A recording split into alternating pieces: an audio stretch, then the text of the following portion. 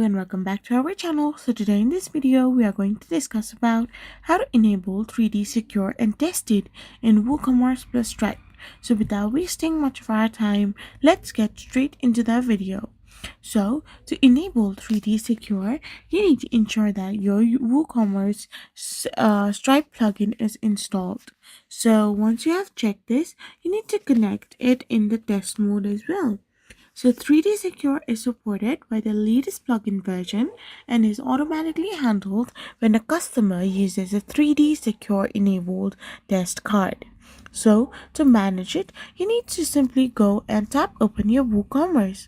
Once you open your WooCommerce, you need to go and tap open your settings, and after you are in the settings section, simply tap on payments. Once you have been in the payments gateway, you need to select Stripe and simply select the manage option.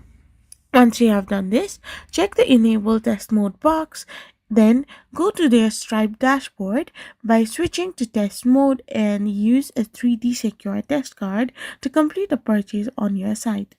I hope you found this video helpful, so don't forget to hit that subscribe button and to give us a thumbs up.